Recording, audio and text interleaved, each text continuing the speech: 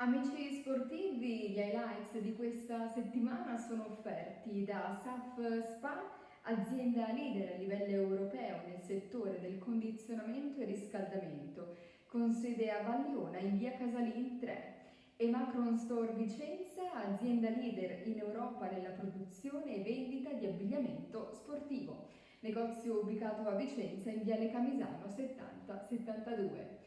Buona visione e vi lascio alle immagini del match.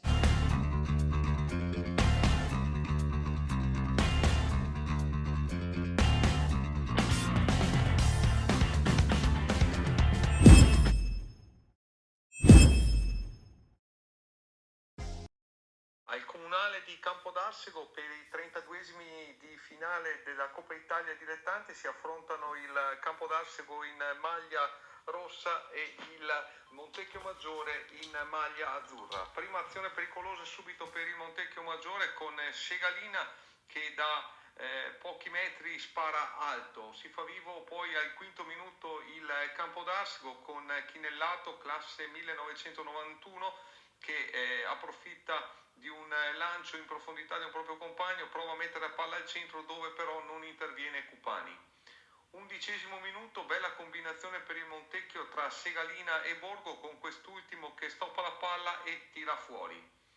Azione di ripartenza al minuto numero 16 per il Campodarsego con Silla che lanciato a rete viene fermato fallosamente da Crestani proprio al limite dell'area e subisce anche la munizione per l'intervento. Al 27° Campodarsego pericoloso con Prevedello che lancia Chinellato, si libera del diretto avversario, lascia partire un tiro che termina fuori.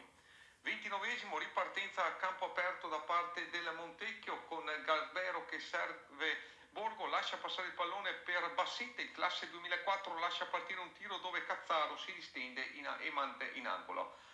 Al minuto numero 32 azione di combinazione del Campodarsego in attacco con Silla, Prevedello e Chinellato con quest'ultimo che lascia partire un tiro che va fuori di poco.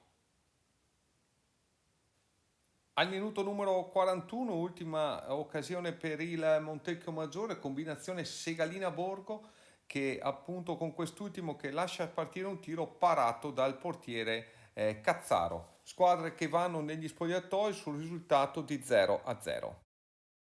Secondo tempo che inizia con il Campodarsego in attacco con Prevedello che recupera la palla, mette palla al centro per Cupani, tiro a botta sicura dove interviene Carraro che si supera e para. Minuto numero 62, Campodarsego in vantaggio con Hassan Boup che sugli sviluppi di calcio d'angolo riesce a colpire di testa e a beffare la retroguardia castellana per l'1-0.